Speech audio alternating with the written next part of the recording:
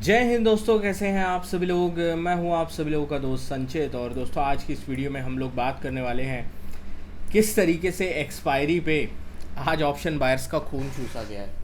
क्योंकि इससे ज़्यादा ख़राब एक्सपायरी शायद पिछले महीनों में मैंने नहीं देखी होगी।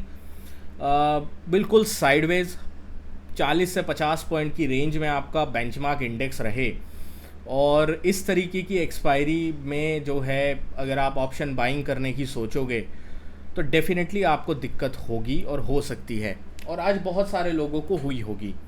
तो किस तरीके से इस प्रॉब्लम से बच सकते हैं, क्या आगे की स्ट्रैटेजी हम लोग बना सकते हैं, क्या पूरी सिचुएशन है, सारी चीज़ें इस वीडियो में डिस्कस करने वाले हैं। तो दोस्तों, वीडियो शुरू करने से पहले चैनल को सब्सक्राइब कीजिएगा, बेल आइकन को दबाइएगा और इस वीडियो का लाइक की हम रखते हैं लगभग 1500 लाइक्स, जो कि आप पूरा कर ही देंगे।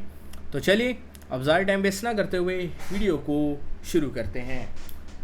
देखिए, सबसे पहली चीज़ जो मैं आई थिंक आप लोग के साथ डिस्कस करना चाहूँगा, वो आज किस तरीके से एक्सपायरी पे गैप अप के बाद जो है साइडवेजनेस रही। गैप अप का रीज़न निफ्टी आईटी में गैप अप हुआ।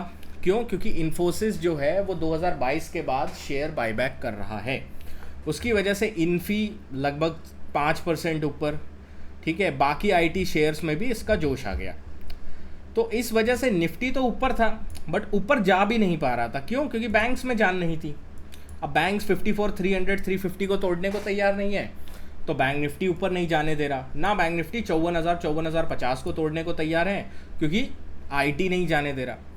तो पूरी तरीके से इस वक्त बाज़ार जो है चिप एंड चॉप्स में फंसा हुआ है। आज अगर आप ग्लोबल मार्केट्स की बात करते हैं, फ्लैट रहेंगे आपके सारे यूरोप, एशिया, सारे बाज़ार, ज़्यादा कुछ मूवमेंट उसमें भी नहीं है। तो ऐसा नहीं कि सिर्फ हमारे बाज़ार ही साइलेंट थे, बाकी ग्लोबल मार्केट्स भी आज के दिन साइलेंट थे। बट स्टिल यार, बहुत ही ज़्यादा प्राइस एक्शन आज के दिन ख़राब बना है। चार्ट्स पे अगर हम देखें तो मैंने आप लोगों के सामने कुछ लेवल्स अपडेट किए थे दोपहर को, अगर कोई ट्रेड बनता उस हिसाब से, क्योंकि मुझे पता था लोग 0-0 के चक्कर में बहुत ज़्यादा फंसेंगे।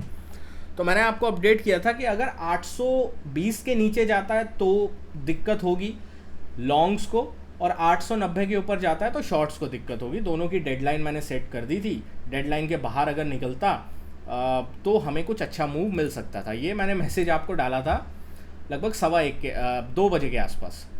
2 बजे के आसपास अगर आप देखो, बाज़ार ने 2 बजे के बाद हाई लगाया 890 का और लो लगाया 825 का।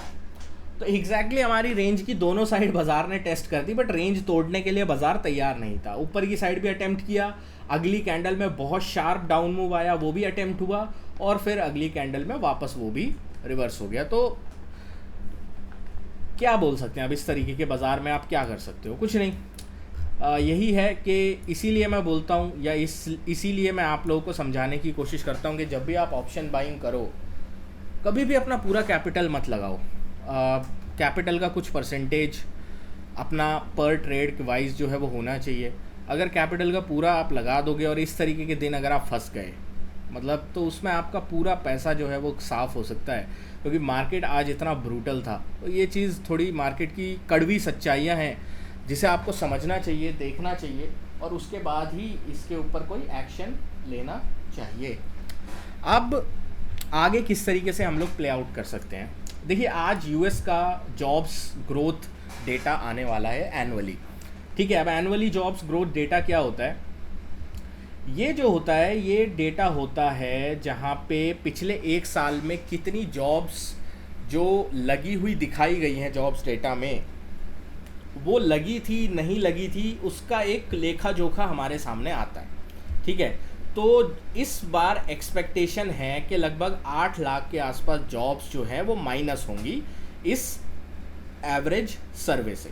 ठीक है, जो पूरा साल का सर्वे है उससे 8 लाख नौकरियां माइनस होंगी, कि 8 लाख नौकरियां कम लगी थी।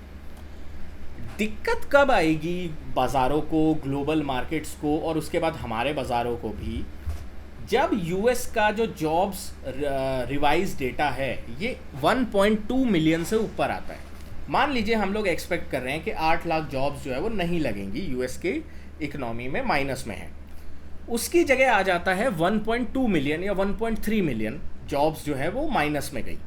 तो ये रिसेशन के फियर्स को जो है वो बहुत ज़्यादा ट्रिगर कर देगा, और इस वजह से रिसेशनरी फियर्स की वजह से एक जिटरनेस और एग्रेसिव डाउन मूव जो है वो यूएस के बाज़ारों में आ सकता है। अब हो सकता है इससे बाज़ार पॉजिटिवली ये भी लें कि यार अगर जॉब्स ख़राब हो रही हैं इसका मतलब फेड जल्दी जल्दी रेट काटेगा, बट उस तेज़ी के लिए बाज़ार 2 दिन रुकेगा, क्योंकि कल और परसों इन्फ्लेशन के डेटा आने हैं यूएस के, इंडिया के, सारी जगहों के, तो वो अपने को शायद बाज़ार उस तरीके से देखता हुआ दिखे। बट हाँ, अगर आज के दिन दिक्कत होती है यूएस के जॉब्स रिवीजन नंबर्स की वजह से भारतीय यूएस के बाज़ारों में, तो that is definitely going to trigger a spiral down effect, जो कि बाज़ार को दिक्कत दे सकता है।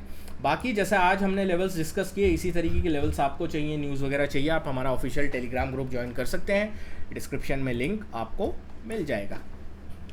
अब कल के लिए तैयारी कर लेते हैं। देखो, मैं अब थोड़ा बाज़ार जिस तरीके से आज के दिन स्क्वीज़ हुआ है, कल एक्सपेंशन के चांसेस ज़्यादा हैं। तो एक्सपेंशन किस साइड हो सकता है, उसके लिए हम लोग रेंज को निर्धारित कर लेते हैं। रेंज हमारी कुछ इस तरीके से निर्धारित है। अगर 24,860-890 ये 30 पॉइंट की रेंज है, इसके ऊपर क्लोजिंग 15 मिनट की मिलती है, तो एक लॉन्ग का ट्रेड हम लोग इनिशिएट कर सकते हैं टुवर्ड्स द टारगेट ऑफ पहला 24,960-70।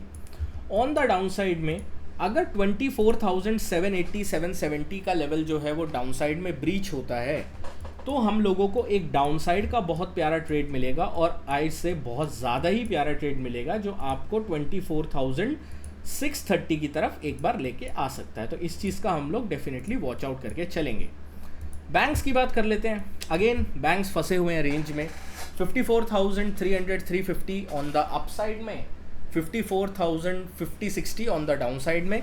जब तक ये रेंज से बाहर नहीं आता बैंक निफ्टी, कोई ट्रेंडिंग मूव एक्सपेक्टेड नहीं दिखाई देता है बैंक्स में। इस चीज़ का हम लोग ध्यान रख के चलना है। सेंसेक्स की बात करते हैं, क्योंकि अब सेंसेक्स की बात होगी, एक्सपायरी सेंसेक्स की है अगली। 81,300-260 ये अपर लिमिट जो है वो सेंसेक्स की दिखाई देती है। तो 81,200 से 250 से लेकर 300, इस रेंज को अगर सेंसेक्स ब्रेक करता है ऑन द डाउन साइड में, तो हम लोगों को एक अच्छा खासा डाउन मूव जो है वो देखने को मिल सकता है। अगर ये रेंज टूटती है तो डाउन मूव प्रॉबेबली दिखाई देगा, और ये डाउन मूव ये अप मूव हमें लेके जा सकता है 81,500-600 के जोन तक। ऑन द डाउन साइड में अगर 80,800 का लेवल टूटता है, 80,800 का लेवल टूटता है, तो हम लोगों को एक बहुत अच्छा डाउन साइड का मोमेंटम प्रॉबेबली दिखेगा, और 80,800 के लेवल टूटने के बाद हम लोगों को एक 80,400-500 का जोन जो है वो कैजुअली दिखाई दे सकता है इन सेंसेक्स। तो थोड़ा डेटा हैवी हफ्ता है। आज यूएस के जॉब्स रिवीजन, कल जो है हम लोगों को जो है देखने को मिलेंगे यूएस का पीपीआई डेटा, परसों सीपीआई डेटा। तो overall it is going to be a very heavy data week. तो थोड़ा ध्यान रखें, कॉशन के साथ ट्रेड पोजीशंस आपको देखनी होंगी। दोस्तों, आशा करता हूँ वीडियो पसंद आई होगी। वीडियो पसंद आए तो वीडियो को लाइक कीजिएगा। मिलता हूँ आपसे नेक्स्ट वीडियो में। Thank you so much for watching guys. जय हिंद, वंदे मातरम।